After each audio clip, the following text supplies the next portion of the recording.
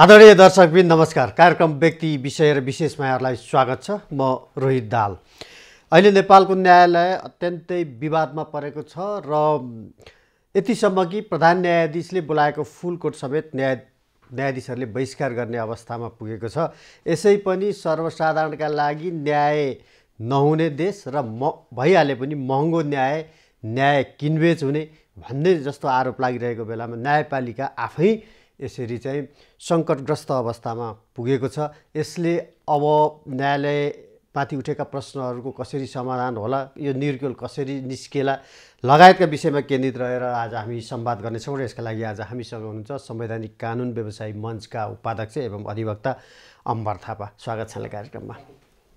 इतिहासमै सबैभन्दा बढी विवादास्पद मोडमा पुग्यो होइन न्यायपालिका, कि यसअघि पनि यस्तो हुन्थ्यो? धन्यवाद यो कार्यक्रममा आमन्त्रण गर्नुभयो।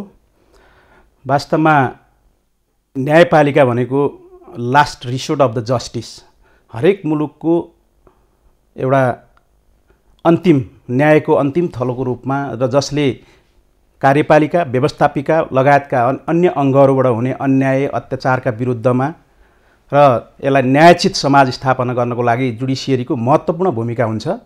र न्यायपालिका भनेको हरेकको लागि, हरेक संस्थाको लागि, हरेक व्यक्तिको लागि अति नै अहम महत्त्वपूर्ण भूमिका खेल्ने थलोको रूपमा रहेको छ। र आज यो मोडमा आएर नेपालको इतिहासमा वास्तवमा न्यायपालिकाभित्र जुन विभिन्न प्रकारका आरोप प्रत्यारोपहरू राजनैतिक दलहरूबाट होस् अथवा विभिन्न मिडियाहरूमा आइरहेका कुराहरूले होस् र न्यायिक नेतृत्व गरिरहनुभएका व्यक्तित्वहरूबाट आएका कतिपय संवादहरूका कुराहरूले होस्, आज न्यायपालिकाभित्र ठुलो एउटा चुनौती थपिएको छ र यो चुनौती भनेको समग्र सिङ्गो नेपालको विकास क्रमसँग पनि जोडिएको छ। त्यसले गर्दा यो आज देखिएको यो न्यायपालिकाभित्रका समस्याहरू हामीले हल नगर्ने हो र वास्तवमा स्वतन्त्र न्यायपालिकाले आफ्नो स्वतन्त्रतालाई गुमाउने हो र स्वच्छन्दतातर्फ जाने हो भनेदेखि यो वास्तवमा यसले ठुलो एउटा चाहिँ खाडल ल्याउनेछ र मुलुकमा ठुलो दुर्घटना पनि निम्ति आउनेछ यसले। अब राजनीतिक दलहरूले अथवा न्याय क्षेत्रभन्दा बाहिरका व्यक्तिहरूले संस्थाहरूले न्यायपालिकामाथि प्रश्न उठाउँदै आएका हुन्, त्यो स्वाभाविक पनि मान्ने गरिन्छ। तर यहाँ त जसले न्यायपालिकाको संरक्षण गर्नुपर्ने हो, संविधानको पालन गर्नुपर्ने हो, उसैबाट सर्वोच्च अदालतका प्रधान न्यायाधीशबाट न्यायपालिकामाथि यो खालको प्रहार हुनु, तपाईँहरू आफू जुन लामो भविष्य न्याय क्षेत्रमा तपाईँहरूको छ, कस्तो के हुन्छ त यसले? यो स्वतन्त्र न्यायपालिकाका आफ्नै अवयवहरू छन्। केवल यो स्वतन्त्र न्यायपालिका नाम मात्रको र अमूर्त होइन, यसलाई मूर्तता दिने पनि निश्चित अवयवहरू छन्। यो स्वतन्त्रताभित्र यसका न्यायिक पारदर्शिता, स्वच्छन्दता, के अरे स्वतन्त्रता, त्यसै गरी एउटा कम्पिटेन्सी, एउटा चाहिँ कार्यक्षमता, यी तमाम कुराहरू पर्छन् यसभित्रका अवयवहरूमा। तर अहिले पछिल्ला दिनहरूमा जुन ढङ्गले आइरहेका छन्, हरेक राजनीतिक मुद्दाहरू अदालतमा पुग्ने अनि राजनीतिक मुद्दाहरूको सन्दर्भमा लिएर पक्ष विपक्ष र राजनीतिक दलका नेताहरूको नेतृत्वहरूले चाहिँ अदालतलाई प्रभाव पार्नको लागि विभिन्न ढङ्गका अभिव्यक्तिहरू दिने र त्यसै सन्दर्भमा कतिपय तपाईँहरूले मिडिया मार्फत पनि हामीले हेर्न पायौँ। अनि न्यायपालिकाको नेतृत्वले पनि ती राजनीतिक दलहरूसँगको एउटा भेटघाट उठबस भन्ने कुराहरू जुन आए मिडियामा आए, यो एउटा विडम्बना नै हो। किनभनेदेखि हामीसँग न्यायाधीश आचार संहिता छ। स्वतन्त्र न्यायपालिकाका लागि आवश्यक कम्पोनेन्टहरूमध्ये त्यसको नेतृत्व न्यायाधीश र न्यायपालिकाका नेतृत्व गर्नेहरूले आफ्नो स्वतन्त्रतालाई कायम राख्नको लागि गर्नुपर्ने आचार संहिताका कुराहरू पनि छन्। न्यायाधीश आचार संहिता छ, संविधानले परिकल्पना गरेका विषयवस्तुहरूलाई एउटा कार्यान्वयन गर्नको लागि आफ्ना भूमिकाहरू छन् र त्यो भूमिका अहिले पछिल्लो दिनमा आएका टीका टिप्पणीहरू र पछिल्ला केही देखिएका व्यवहारहरूले पनि हामीलाई अहिले गम्भीर मोडमा ल्याएको छ। र यो गम्भीर मोडबाट अब हामीले निकासा नपाउने हो भनेदेखि वास्तवमै इतिहासमै यो न्यायपालिका भनेको तपाईँ हेर्नुहोस्, हिजो पञ्चायत कालमा पनि पञ्चायतको एउटा नियन्त्रित भनेर हामी हरेक संस्थाहरूलाई नियन्त्रित भन्थ्यौँ, त्यस्तो अवस्थामा पनि नेपालको न्यायपालिकाले महत्त्वपूर्ण भूमिका र आफ्नो स्वतन्त्रता गुमाएको थिएन।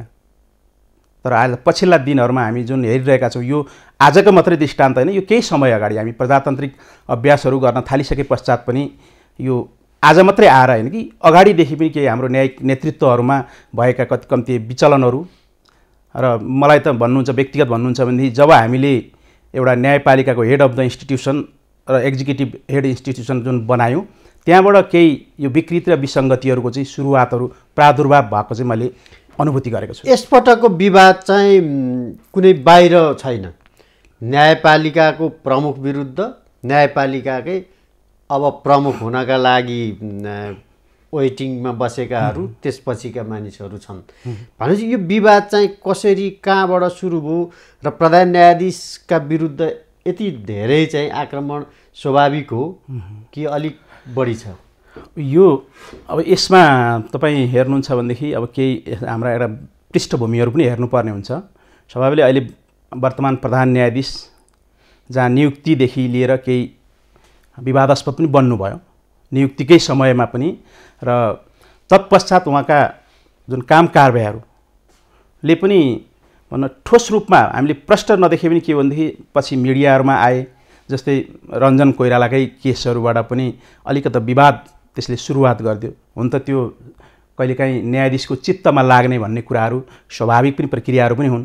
त्यहाँबाट एउटा चाहिँ विवादास्पद भयो, त्यो फैसलाहरू आइसके पश्चात त्यस पश्चात पछिल्लो समय यी राजनीतिक जुन घटनाक्रमहरू देखिए, हाम्रो चाहिँ संविधान सभा के अरे यो प्रतिनिधि सभा विघटनका विषयहरू र त्यो विषय अन्तर्गत उब्जेका प्रश्नहरू अनि राजनीतिक विवादहरू, त्यसै गरी अनि पछिल्लो समय त अब गर्दा गर्दै यहाँ यति विडम्बना कि तपाईँको अब हामीले हेऱ्यौँ अब जुडिसियरीले एक्जिक्युटिभमा भागभण्डाको सम्म भन्ने विषयहरू पनि बाहिर आए।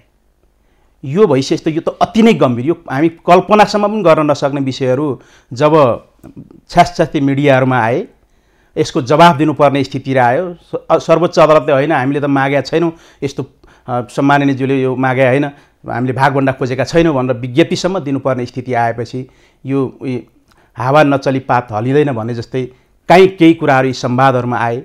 लामो समय मन्त्रीमण्डल गठन हुन सकेन। यसका भन्न कहिलेकाहीँ हामी तर्कसङ्गत अनुमानहरूलाई पनि यसो हेर्छौँ क्या, यो चाहिँ कता हो कि त भन्ने विश्वास गर्ने आधारहरू तर्कसङ्गत अनुमानहरूले लामो समय मन्त्रीमण्डल गठन नहुने, कता कता राजनीतिक दलहरूका नेताहरूले होइन यहाँ चाहिँ जुडिसियरीलाई पनि भाग दिनुपर्ने भन्दाखेरि यहाँभन्दा ठुलो विडम्बना अरू हुँदैन। हेर्नुहोस्, किनभने यो हुने बित्तिकै हाम्रो थ्योरी अफ सेपरेसन अफ पावरको प्रिन्सिपलले अब जुडिसियरीले कार्यपालिकासँग भाग खोज्ने अनि भोलि संसदमै अब समानुपातिक भाग खोज्ने लगायत पछिल्लो समय त अब संवैधानिक आयोगहरूमा चाहिँ भाग खोजेको भन्ने कुराहरू आए। यी कुराहरू र ती सम्बन्धी परेका विवादहरूको सन्दर्भमा संवैधानिक आयोगहरूमा नियुक्ति भए, विवादहरू पर्यो, त्यसपछि मुद्दा पर्यो सर्वोच्चमा, आजसम्म सुनवाई पनि भएको छैन। पहिलो मतलब प्रधान न्यायाधीशमाथि जे आरोपहरू अहिले लगाइँदैछ यो सही छ, तथ्य छ भन्ने तपाईँको भनाइ हो? अब यो ठोस रूपमा सबै तथ्य सबै सत्य यिनै हुन् भन्ने कुराहरू यो बाहिर आए, यी बजारमा आए, तर यसलाई अब एउटा ठोस रूपमा समाधानको उपाय त खोजिनुपर्छ। अब सम्माननीयज्यू भन्नको उसमा आएका जुन यी अरू तथ्यहरू आएका छन्, यो तथ्यलाई उहाँले स्पष्ट पार्नु पर्यो। के हो त यो? मैले अब भन्न तपाईँको यो भेटघाटका कुराहरू तपाईँले भनेको कुरामा चाहिँ कार्यपालिकाले भन्दा पनि के अरे न्यायपालिकाले भन्दा विशेषतः प्रधान न्यायाधीशले कार्यपालिकामा भागभण्डा खोज्नुभयो, मन्त्री माग्नुभयो, सिधा त यही त छ होइन? एउटा यो छ। अब अरू फैसलाको विषयमा त रञ्जन कोइरालाको फैसला एउटा विवादमा देखियो, त्यसपछिका तपाईँको संसद विघटनका जुन फैसलाहरू भए, शेरबहादुर देउवालाई प्रधानमन्त्री बनाउन जुन परमादेशहरू जारी भए, यसमा त फेरि तपाईँहरूले प्रधान न्यायाधीशको देवत्व गणै गर्नुभयो, वाइवाई नै गर्नुभयो नि, भव्य राम्रो गर्नुभयो, न्यायालयको इतिहासमै न्यायालयको इज्जत जोगाउनु भयो भन्ने पनि भन्नुभयो तपाईँले होइन? तर जे उहाँलाई अहिले आरोप लगाइएको छ कार्यपालिकासँग भाग खोजियो भन्ने, तपाईँहरू जस्तो अथवा पूर्व न्यायाधीशहरू, प्रधान न्यायाधीशहरू, तपाईँहरू जस्तो संवैधानिक कानुनको विद्यार्थीहरूले बिना प्रमाण यस्तो कुरा बोल्न मिल्छ त? प्रमाण के छ उहाँले चाहिँ खोजेको भन्ने कुरा र उहाँको राजीनामा र महाभियोगसम्म पुग्न मिल्छ? तपाईँले सही कुरा भन्नुभयो। हरेक कुराहरू ठोस रूपमा प्रमाणका आधारमै बोलिनुपर्छ, त्यो विवाद छैन। अहिले सबैभन्दा बेसी त यो तपाईँहरूको मिडिया मार्फतै आएका छन्। सबैभन्दा आजै पनि तपाईँहरू सबै पत्रिकाहरूमा हेर्नुहोस्, बिहानका अनलाइन खबरदेखि लिएर प्रिन्ट मिडियाहरू हेर्नुहोस् र अरू मिडियाहरूमा हेर्नुहोस्, सबैमा यो विषयवस्तु नै उजागर गरिएको छ।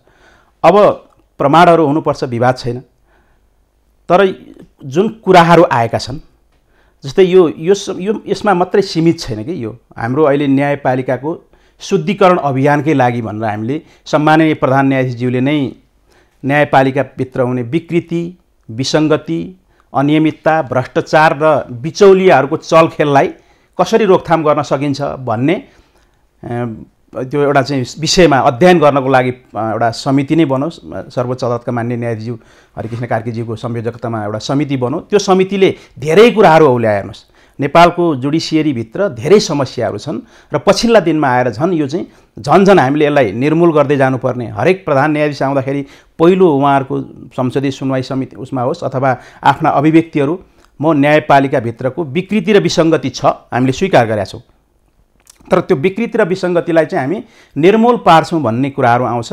तर त्यो निर्मूल पार्ने के हो त? 1, 2, 3, 4 केही आधारहरू नआइसकेपछि हेर्नुहोस्, मुद्दा फैसला गर्ने, मुद्दा पर्छ, मुद्दा फैसला गर्दै जाने, यी नियमित प्रक्रिया हुन् अदालतका, हैन? नियमित प्रक्रिया हुन्।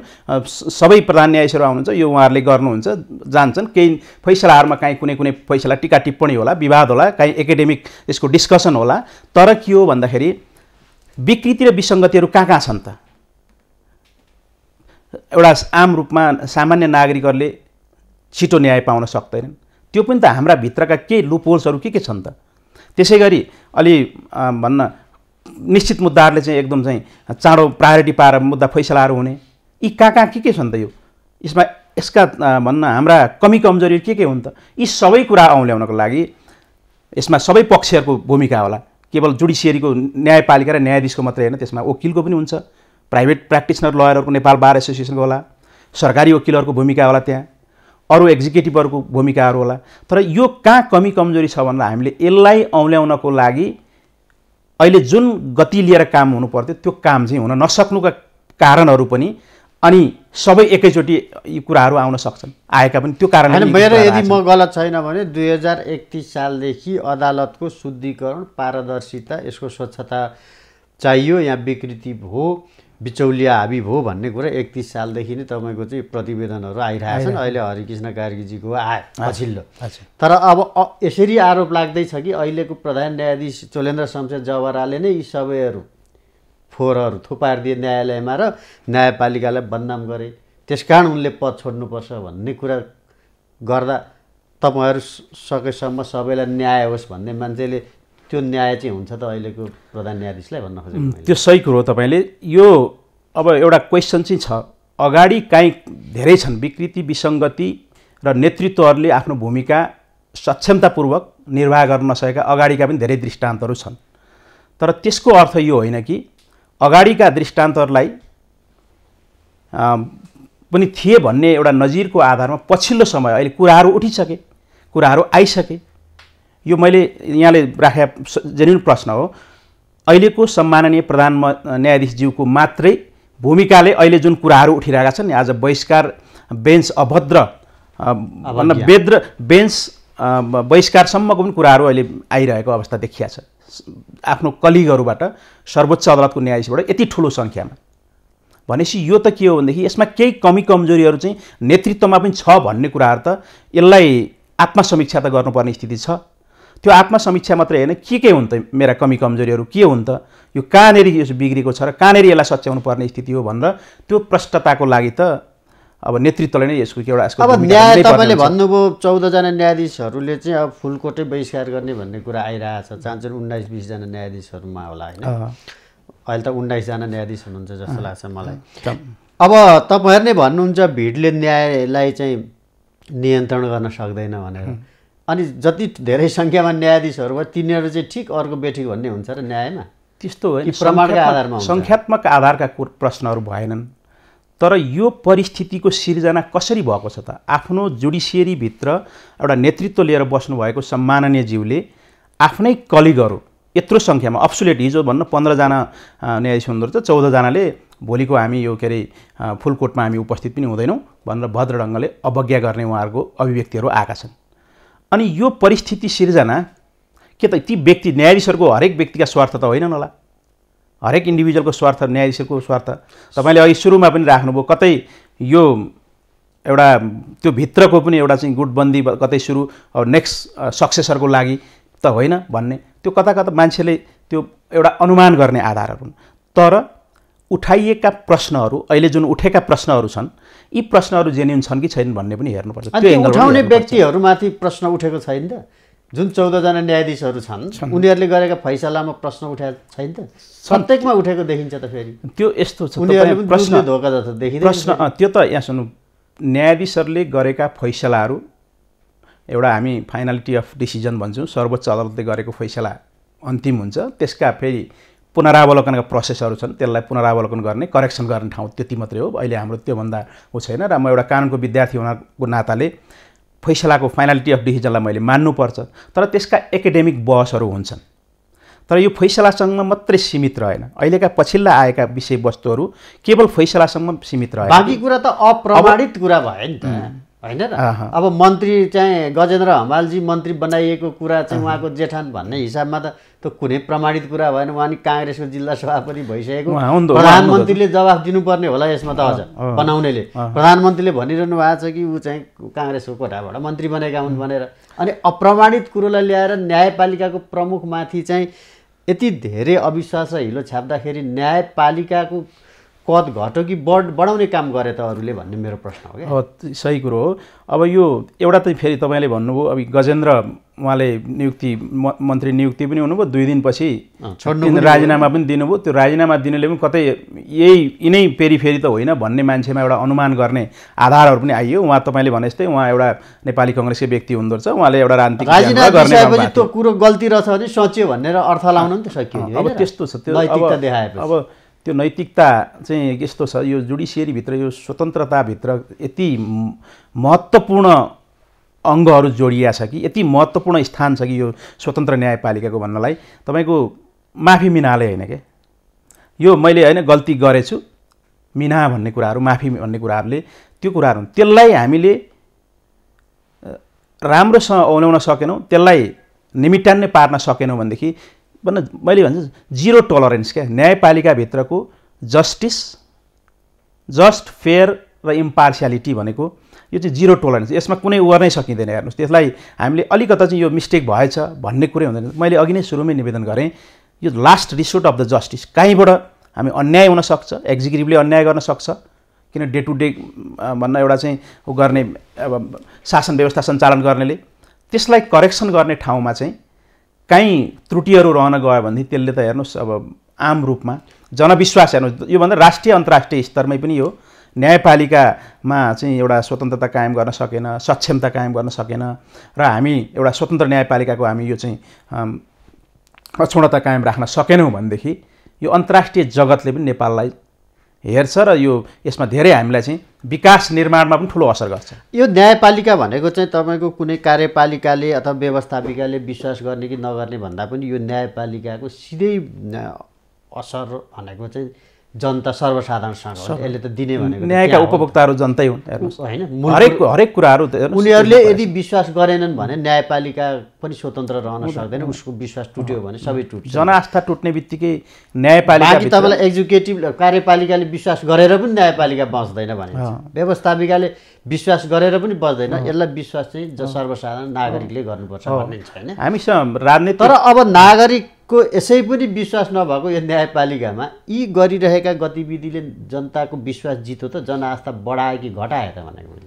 यो काम चाहिँ प्रधान न्यायाधीशले मात्रै का कारण कि अरू पूर्व न्यायाधीशहरू, अहिलेका बालवाला न्यायाधीशहरूका कारण यसलाई जब सडकमा बहसको विषय बनाइयो, वक्तव्यबाजी गरियो, नागरिकसम्म यो कुराहरू अविश्वास छ भनेर देखाउने पनि दोषी हुन्छन् भन्न खोजेको कि त्यो मैले ठिकै हो तपाईँको कुराहरू।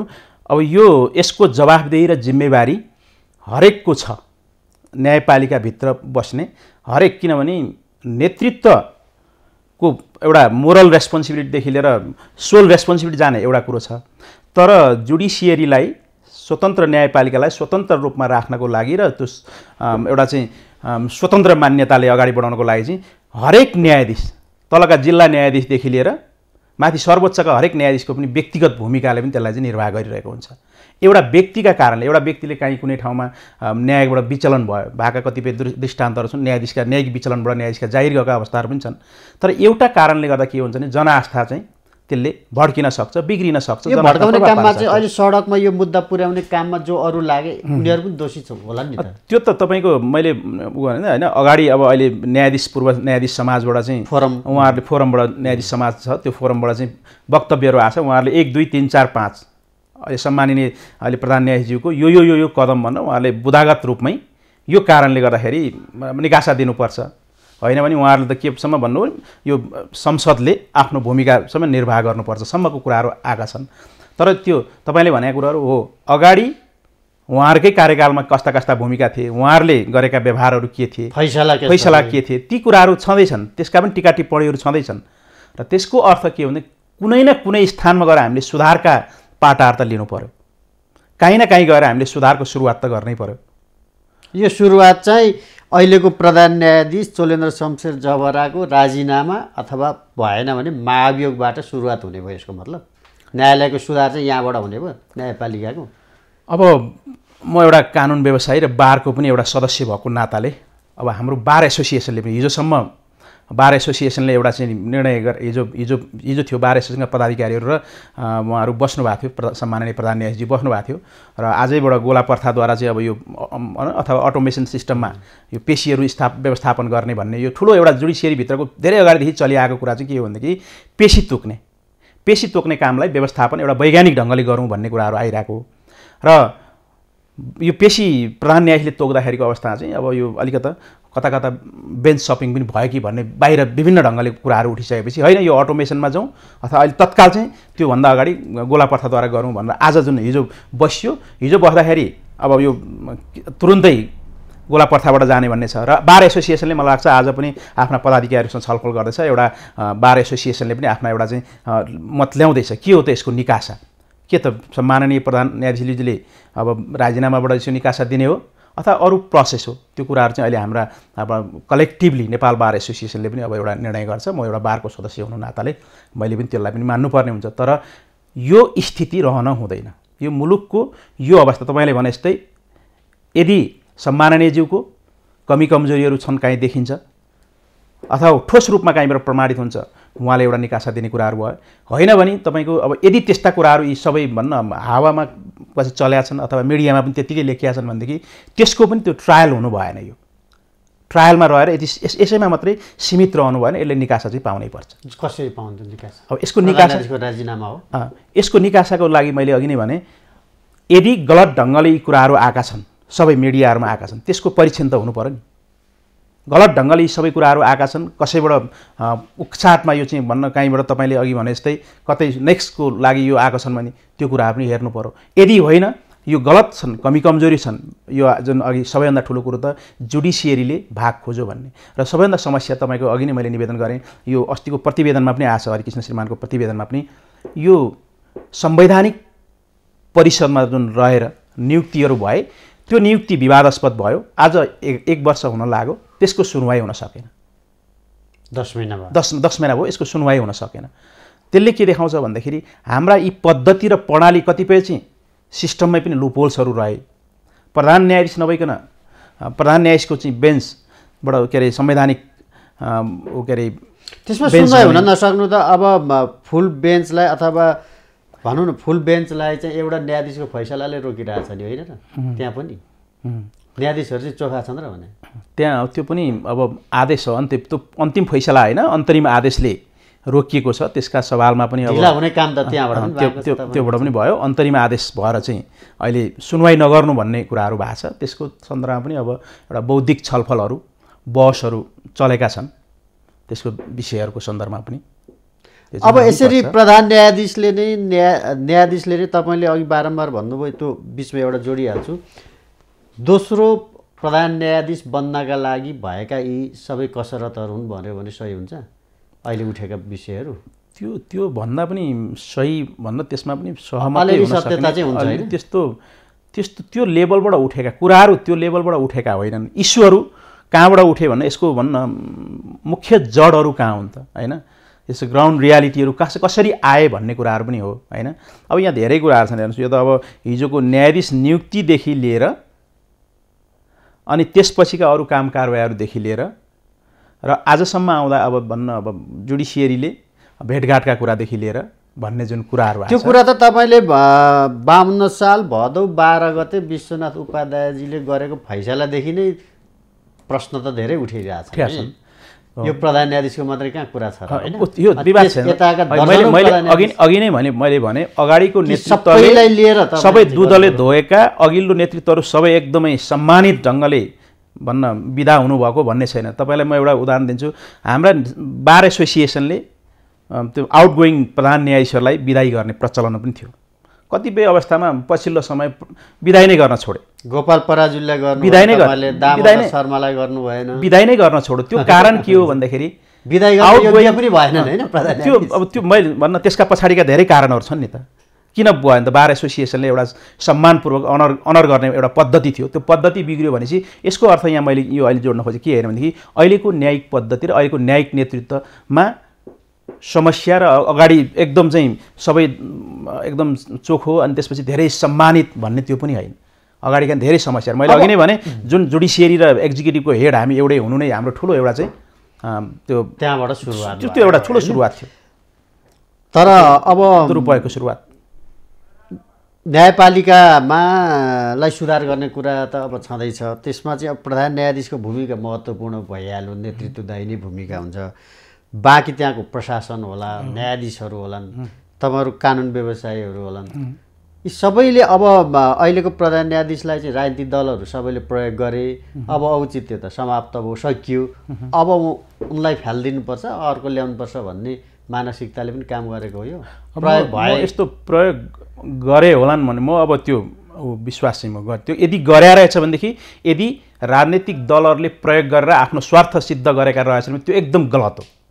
किनभने न्याय भनेको के हो भनेदेखि जस्ट फेयर र भन्न इम्पार्सियल भने चाहिँ जस्ट फेयर रिजनेबल भने चाहिँ त्यो अलवेज क्या मैले भन्नु त्यसमा जिरो टोलरेन्स, हामी कुनै टोलरेटै गर्न सक्दैनौँ। यदि प्रयोग गरेका छन् र अहिले प्रयोग गरेर अब काम सकियो भनेर यदि त्यस्तो परिस्थिति हो भने त्यहाँभन्दा झन् दुर्भाग्यपूर्णको स्थिति। अहिलेको निकास भनेको चाहिँ वर्तमान प्रधान न्यायाधीश चोलेन्द्र शमशेर जवराले राजीनामा दिनुपर्यो हो, निकास हुन्छ यसले भनेको अदालतमा भएका विकृति सबै हट्छ त्यो भयो भने। अब अहिले विकृति हट्छ, यो सुन्नु, यो राजीनामाले मात्रै विकृति सबै हटिहाल्छ भन्ने होइन कि अब यहाँ हाम्रा कमी कमजोरीहरू यो औँल्याएर कहाँ छन् त यस्ता कुराहरू समस्याहरू, त्यो समस्यालाई 1 2 3 4 कि अहिले तत्काल एउटा व्यक्ति आउने जाने भनेको सामान्य कुरा हो, तत्काल निकास हुन सक्ला हैन। अहिले तत्कालको निकासका लागि अब यसरी तपाईले गर्दै जानुभन्दा भोलि प्रधान न्यायाधीश बन्न पनि अनिच्छुक हुने पो देखियो त मानिसहरू आउने बित्तिकै हैन। तपाईको चाहिँ अभियोग लाग्ने भइसकेपछि त त्यस्तो अनिच्छुक भन्ने पनि होइन।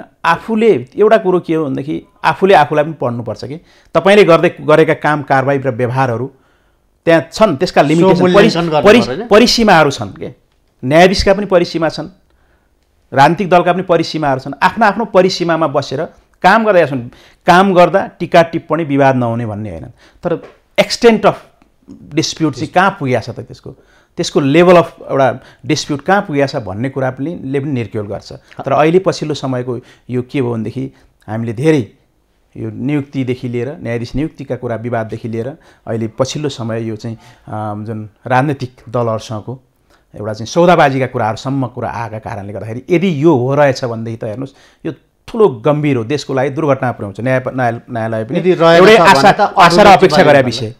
पोलिटिकल पार्टीहरू अहिले पनि हाम्रो म्याच्योर्ड भइसकेका छैन, कम्तीमा यसलाई सुधार गर्ने भनेको एउटा ट्र्याकमा ल्याउने भनेको न्यायपालिका हो। हस्, समय दिनुभयोलाई धेरै धेरै धन्यवाद। धन्यवाद, मलाई यो अवसर दिनुभयो। आज हामीले संवाद छलफल गऱ्यौँ न्यायपालिकाभित्रको विवाद र यसको निकासका विषयमा केन्द्रित रहेर, र यसका लागि आज हामीसँग हुनुहुन्थ्यो संवैधानिक कानुन व्यवसाय मञ्चका उपाध्यक्ष एवं अधिवक्ता अमर राउत।